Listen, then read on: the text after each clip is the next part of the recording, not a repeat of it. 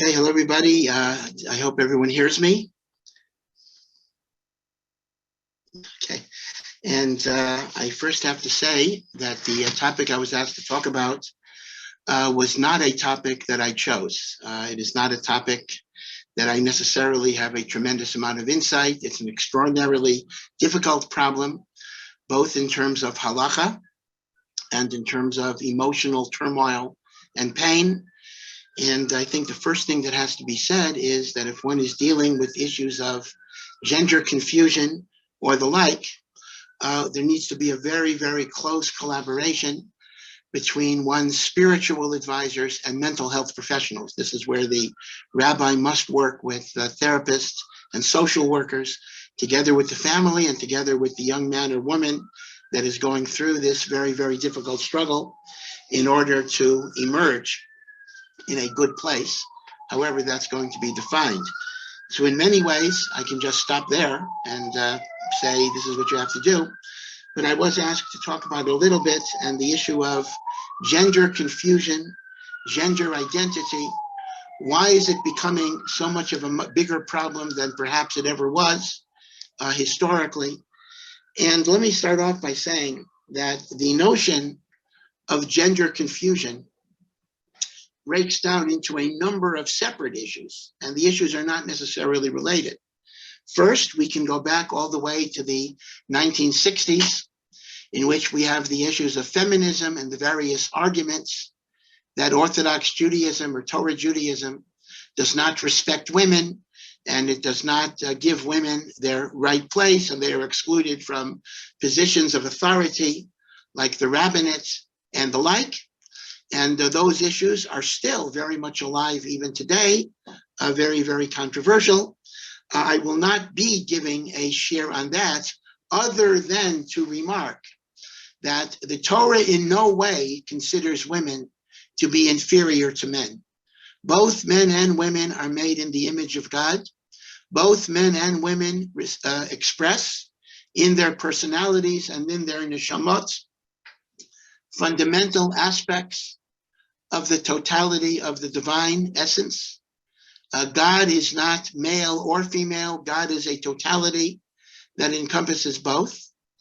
And the fact that in traditional Judaism, men and women have different roles and different functions and different ways of expressing their spirituality is not a judgment of inferiority or superiority. It is simply a recognition that people are different, and indeed within the halachic structure, a concept of separate but equal has a tremendous amount of validity. Many of you might remember the very eminent social psychologist Carol Gilligan, a professor at Harvard University, who demonstrated in a very path-breaking work, A Different Voice, going back to the 1970s, that boys and girls saw the world in a very different way. And this was actually part of their genetic makeup. This was not a result of environmental influences. She administered a test where the hypothetical was that your child is sick and your child needs medicine, and the only medicine is in a drugstore that is closed for the night. And if you don't get your child the medicine, he or she might die. What do? Every boy, without exception, said, you take a rock and you break the window and you take the medicine, which of course is a good answer. But the girls said, be sure to leave a note or call the police ahead of time. In other words, the concept was men tended to focus on the immediate, most important issue with a laser-like intensity. Women had a greater sensitivity to the template of relationships, primary and secondary, that are implicated in any particular course of action.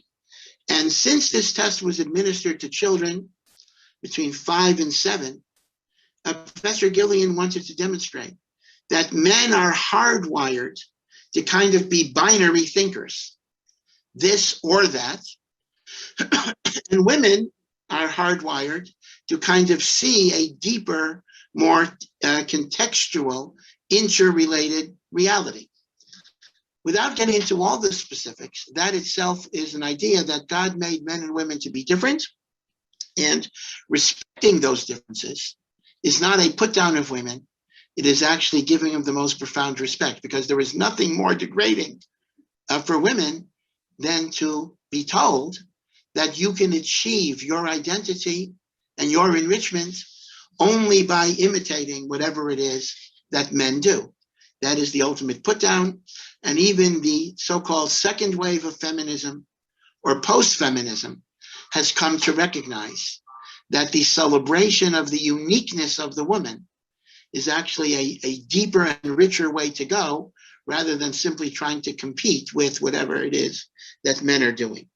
So that's one source of gender confusion. And again, these issues are still very much alive, in which women want to have men's roles, etc., and this kind of a confusion as to what are the appropriate boundaries.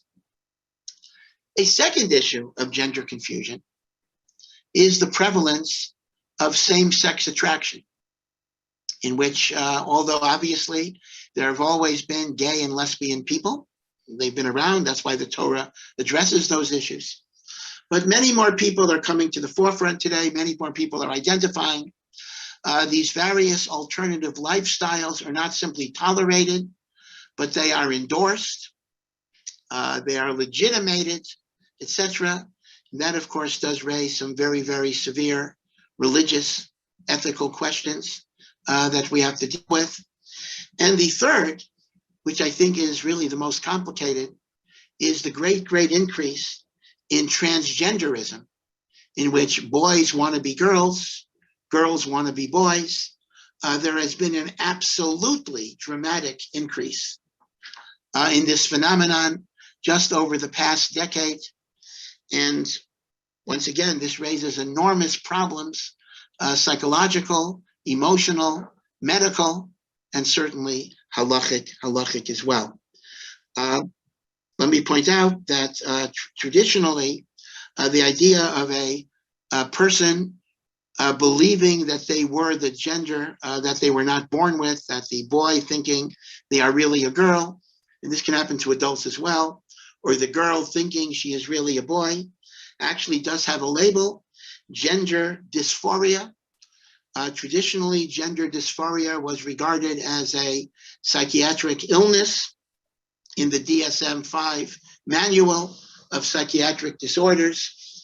In recent years, it is no longer treated as an illness, except if it's connected to other types of phenomena like suicide or anxiety.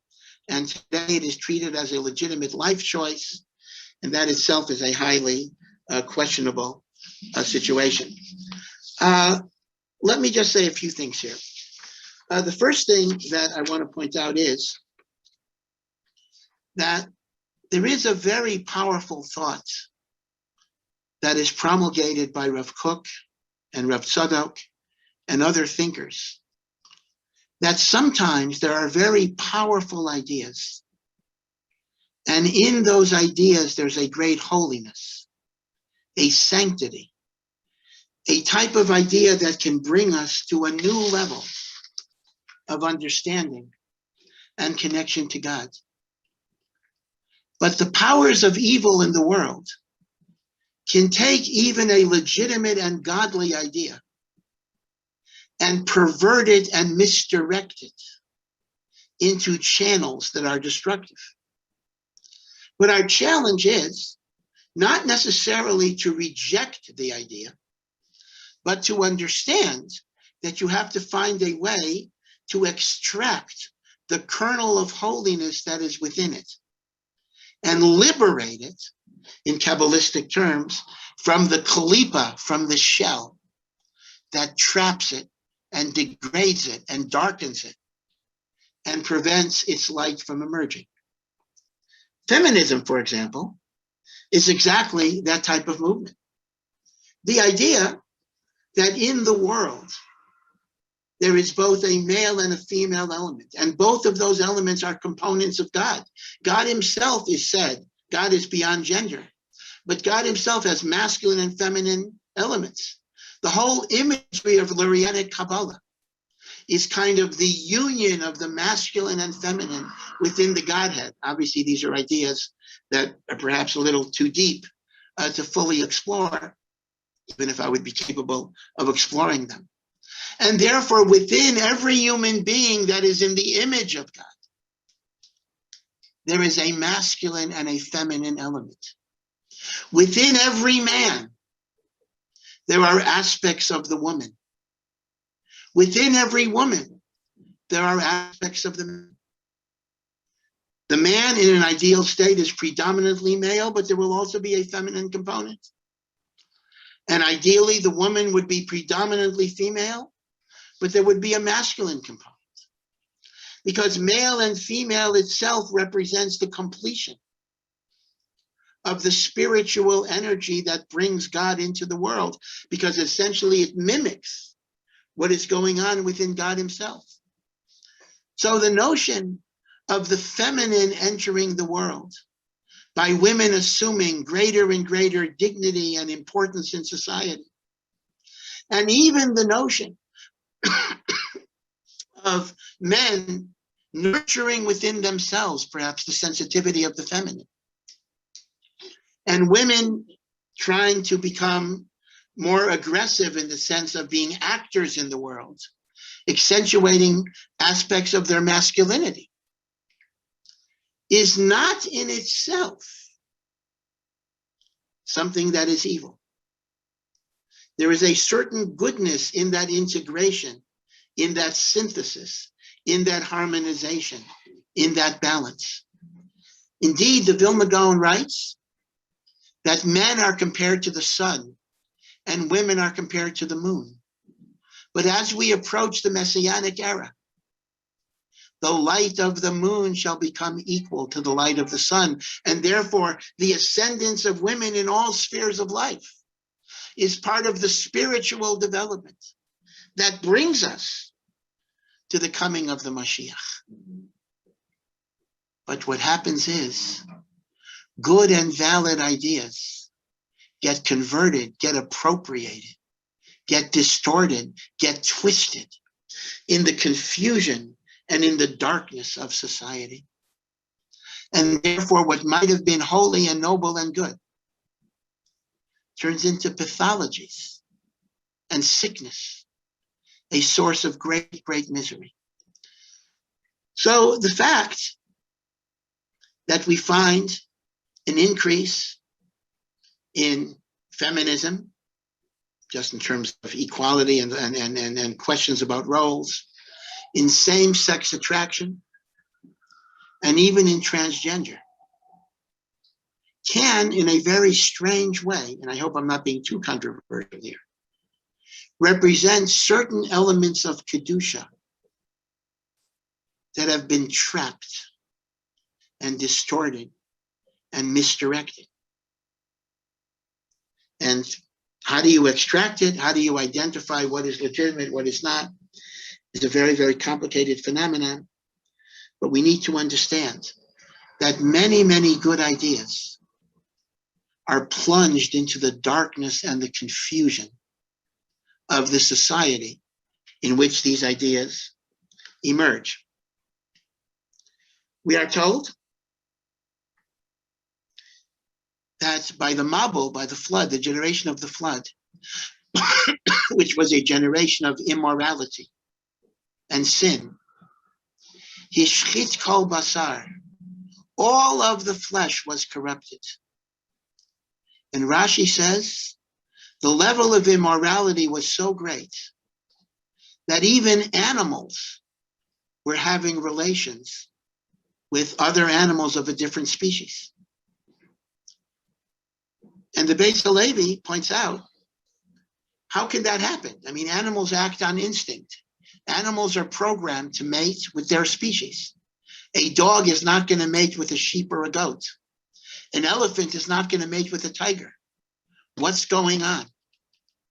And the Beis Halevi explains that when you live in an environment of sin, immorality, egotism, and selfishness, and even if that comes from initially volitional choices, human beings have free will, it literally contaminates the very atmosphere of the world, so that even animals are affected, even plants are affected. Everything gets perverted. Things that should be instinctual in one direction gets turned into another direction. So the elephant will be with the tiger and the cow will be with the dog.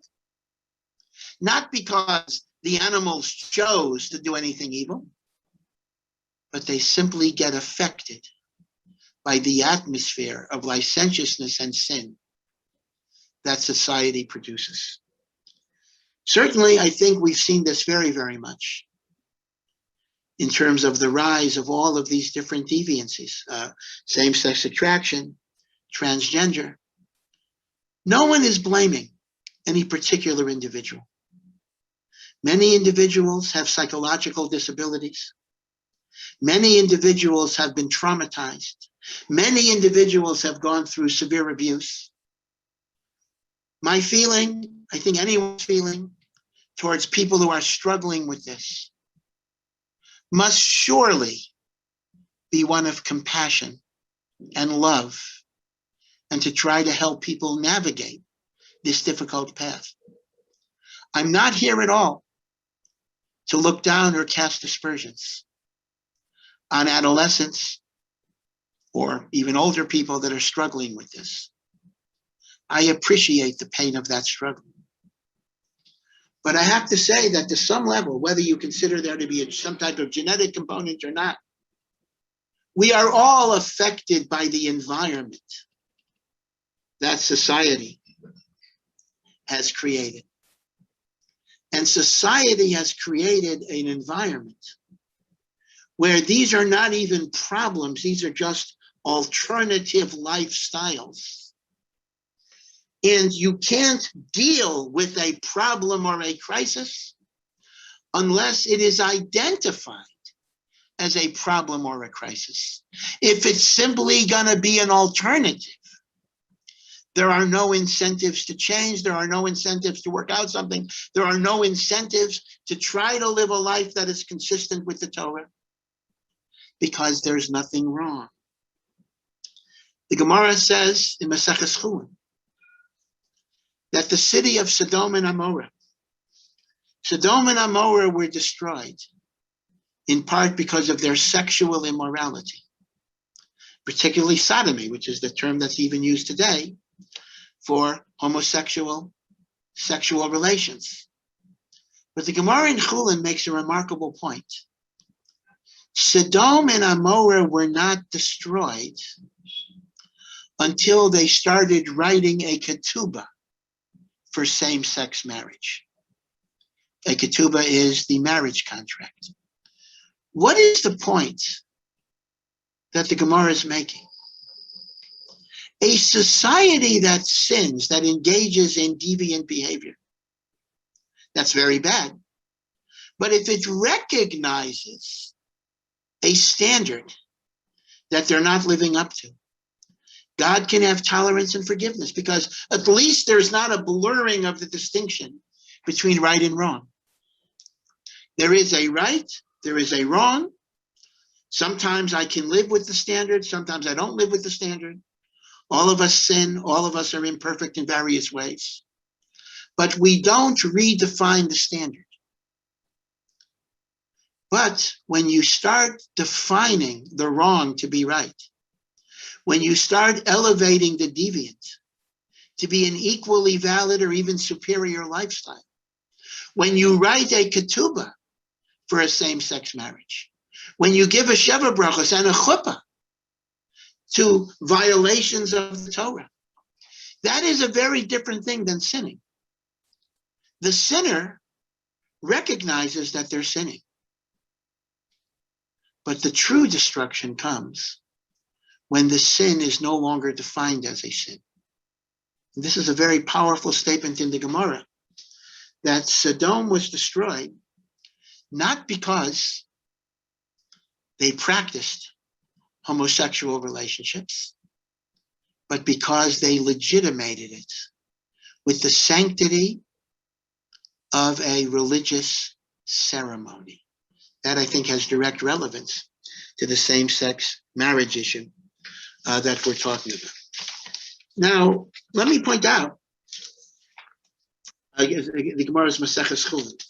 Let me point out that even the psychological community has begun to recognize this phenomenon in the context of transgender. As I said before, the transgender movement has exploded absolutely in recent years. Boys want to be girls, girls want to be boys. There are hormone therapy and even sex assignment surgeries that are going on at a really young age, sometimes 10 or 11. Decisions are being made. And some psychologists, granted, I think they're a minority, but they have identified a phenomenon that they call, it actually has a name, rapid onset gender dysphoria. Rapid onset literally means it's kind of a social contagion in which a teenage girl sees her classmates interested in transgenderism, and they form a Facebook group or some type of social media group, and it basically becomes almost something in which, hey, my friends are doing it, I want to be part of my friends. Or it might be just an alternative to the normal anxieties that people might have with their bodies. And now it simply becomes an alternative to think about changing gender. But it's also very, very well established that even when one goes through the gender changes, the underlying psychological problems are often not addressed. The suicides, the depression, the anxieties, the regrets of irrevocable decisions, the loss of fertility, which is an automatic consequence of these types of treatments, are very, very serious. The fact that children who are minors even are being physically mutilated because of simply accepting their own self-diagnosis. And I have to say that the psychiatrists who have written about rapid onset gender dysphoria have leveled very serious charges against some of the therapeutic community, saying that they are complicit in immediately affirming a person's self-diagnosis against sometimes parental wishes, without even meeting the child in some of those cases, dismissing the parents' concerns by simply considering them valid. One very, very prominent leader, a very prominent therapist in the transgender community says the following, and she makes fun of parents. I'm going to read you a short quote. Another thing that's a showstopper around parents giving consent is the fertility issue.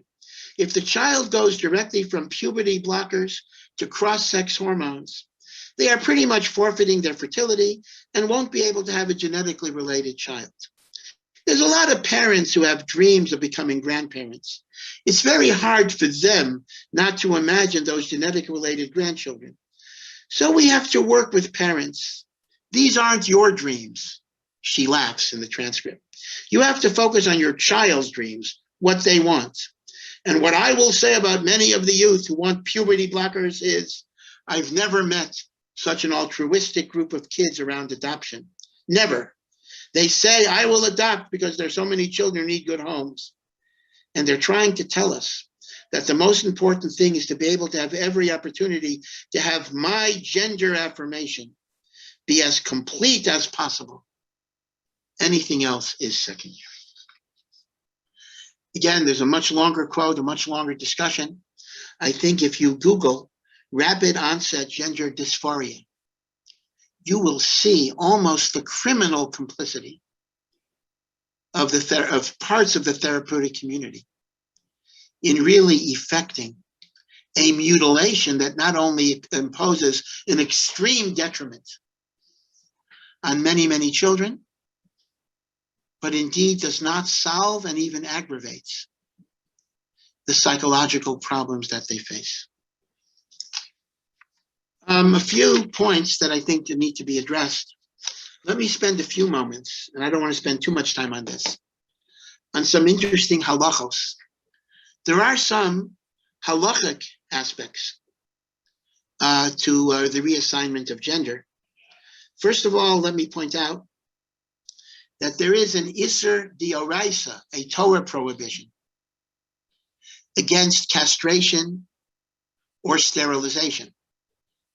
This is a Torah violation, unless one's life is in danger. So if one needs hysterectomy or the like because of cancer, uterine cancer, or cancer of the ovaries, that would be permitted. But even in terms of contraceptions, vasectomies or tubal ligations are not accepted methods of contraception because of sterilization. In fact, that's not our talk for tonight. Even spaying your pets is a halachic shaila. Even animals cannot be castrated or sterilized. So that's one thing that one has to keep in mind, that the very process of changing sexual gender involves sterilization, loss of reproductive functions, and you're dealing with Torah violations. Now, it is true that if in theory such an operation would be necessary to prevent a suicide, it might fall under pikuach nefesh. Yes, indeed, saving a life. But as I say, I believe the psychological literature establishes exactly the opposite. If someone was suicidal, this will not alleviate the risk, and indeed it may create risks that were not there before. One has to keep that in mind. This is being marketed with a lot of false representations. A second point that's very interesting is, assuming the change does occur, what is the status of the child after the change? If a boy or a man becomes a woman through a surgical hormonal combination of hormone surgical procedure, are they halachically a man because that's how they were born? Or does halacha recognize ex post facto the phenomenon of change? So here, I have to say, according to most poskim, gender replacement surgery does not affect the halachic gender of the child. A boy who becomes a girl is actually still a boy, has to put on tefillin, has to do all of those mitzvahs. A girl who becomes a boy remains a girl. There is a das yachid. There is the individual view of Rabbi Eliezer Waldenberg, who actually says that after the fact, halacha might recognize gender assignment, but that is very much a das yachid. That is an individual view, and that is not how we generally paskin. But again, to go back to this in a more general way, the emergence within the male personality of female attributes, or the emergence within the female personality of male attributes, is not in and of itself something bad.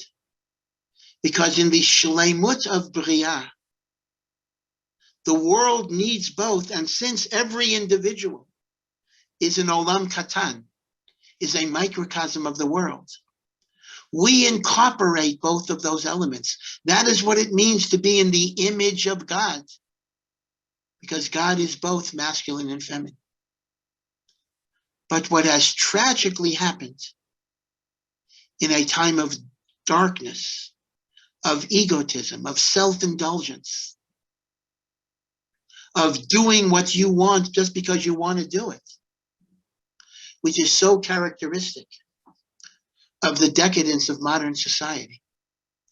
Legitimate, holy ideas get perverted and besmirched and corrupted into pathologies that not only violate the law of God, but that will definitively create human misery that will last for generations. This is a darkness that I believe is virtually unparalleled in human history. Certainly, In all generations, there has been decadence, there has been sin, there has been immorality. I'm not going to say here that this is the most immoral generation that ever lived. But this particular confusion, at least there were some things in life that you were sure of. I might be a murderer, I might be a thief, but at least I'm a man or you're a woman. Now, things that were so axiomatic that they were not even subject to debate have been thrown into confusion. A disintegration of the very definition of human identity. And all we can say is hope and pray that just as the night is darkest before the dawn, perhaps this is characteristic of the tremendous, tremendous darkness that will precede the coming of Mashiach and the coming of redemption. You know, we've been through a very difficult time generally. The pandemic, the COVID pandemic, that's why we're still teaching through Zoom, in which perhaps millions of people have died throughout the world. And terrorism, and certainly in the United States, the rise of anti-Semitism. All sorts of things are confusing. We thought we had a handle on technology. We thought we had a handle on public health. We thought we had a handle on medicine. We thought we had a handle on democracy and civilization. And everything is spinning out of control and just falling apart.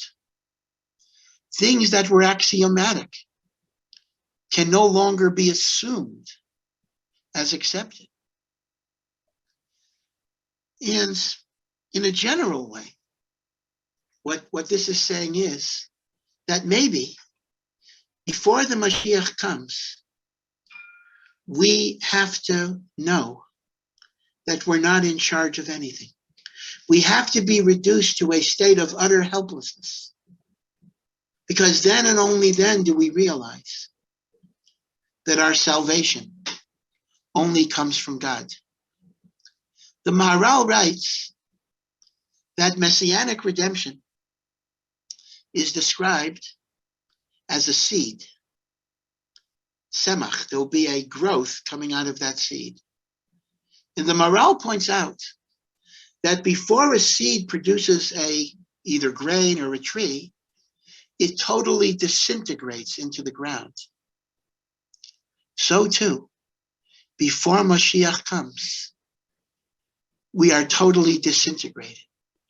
We realize we're out of control. We realize we're not in charge. We realize that all of the things that we took for granted can no longer be taken for granted. Ein lanu lihisha'en ela al avinu shebashamayim.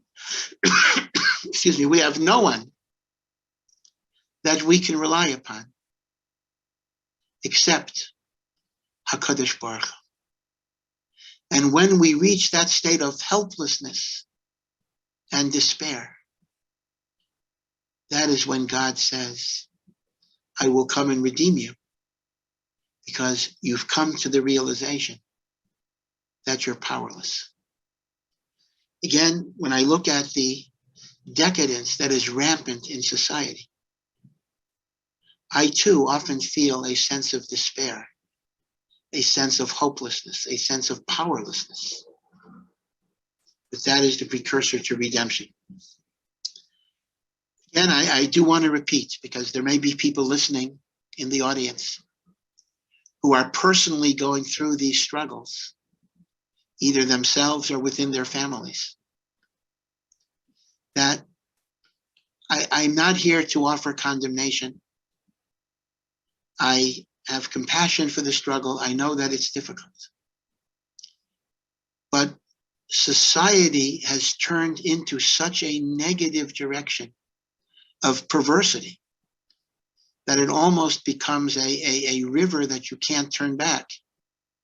And it's important that all of us have a perspective to understand that these are sicknesses, not lifestyle decisions.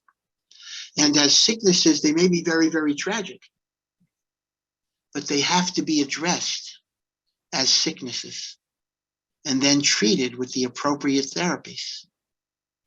Maybe they'll work, maybe they won't work. No treatment is 100% successful. But without recognizing something as a problem or a deviance, then it will never be corrected, it will never be improved because there's nothing wrong with it. And when we stop understanding the difference between right and wrong, we're on a path where tshuva almost becomes impossible. Because how do you do tshuva if there's nothing wrong in what you're doing? So, as I say, I don't have a lot to say about all of this, other than to point out that the psychological, well, I don't want to blame, there are many wonderful therapists, but a great segment of the psychological therapeutic community bears a real responsibility for creating this situation. And it is a travesty and it is a crime for which they should be held accountable. And Baruch Hashem, this has been identified by other members of the psychiatric and psychological community. It is akin, just like the Wuhan lab, the most recent stories are responsible for releasing the COVID virus.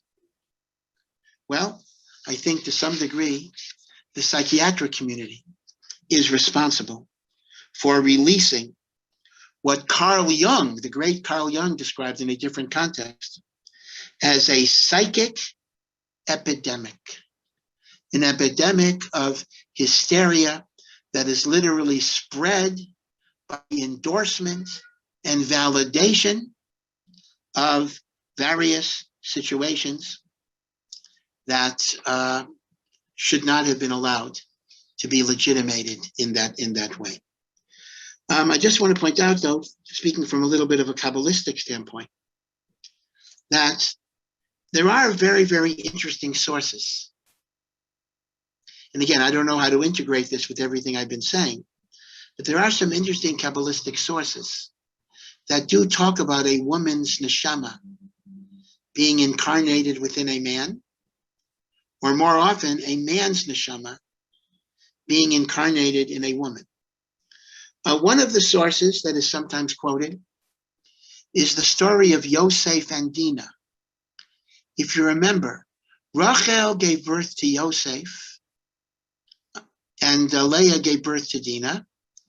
But according to Rashi, Dinah was originally a boy, and Yosef was originally a girl. And what happened was, Leah did not want Rachel to have a girl because that would leave Rachel with only one tribe, because that would mean that Leah would have the 11th child, and that would leave Rachel with only one child, and that would make her inferior to the maidservants. So Leah prayed that the girl be changed into the boy Yosef, and that the boy be changed into the girl Dinah. So some of the Mukubalim posit there was a certain aspect of masculinity in Dinah that made her kind of walk around publicly in areas that a girl would normally not go, namely Shechem. And there was a certain feminine aspect in Yosef that caused him to be involved with cosmetics and appearance.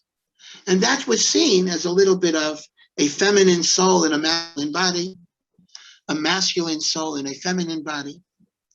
Similarly, some quote a text in Maseches Eruvin, to Machlokas what the Gersa is, that Michal, the daughter of Shaul, wore tefillin, and some suggest once again there was a nitzutz, a spark of the masculine in her.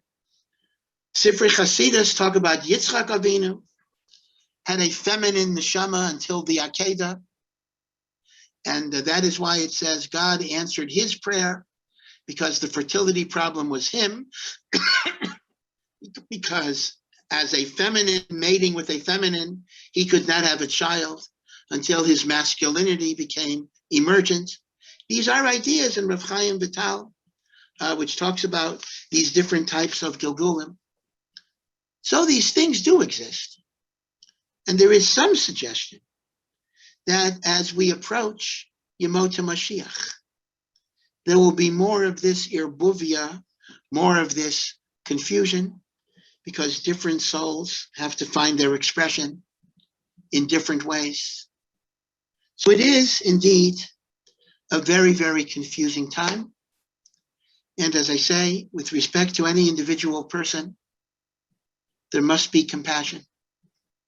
And unfortunately, again, I myself know families that are going through the struggle, both in terms of same-sex attraction, which in some ways is easier. It's a hard problem too. And then even transgender, which is actually a much more difficult problem to deal with. And we don't really have full answers. But I think it is important that we recognize our standards. We recognize what is right and what is wrong. We recognize what is Hashem's will and what is Hashem's Torah. And then we endeavor to apply those rules with compassion, with rachamim, and with understanding the pain and the challenges that people are going through. Again, my prayer simply is that this problem should go down. Perhaps, as I indicated before, the whole phenomenon of rapid onset gender dysphoria suggests that if society itself would redefine the phenomenon, that gufa, that itself would have an impact on its prevalence. That itself would be a major step in reducing the phenomenon. We hope that that will be the case. And in either case, this should pave the way for the coming of Mashiach. I see there was a question, is transgenderism forbidden under the Noahide laws?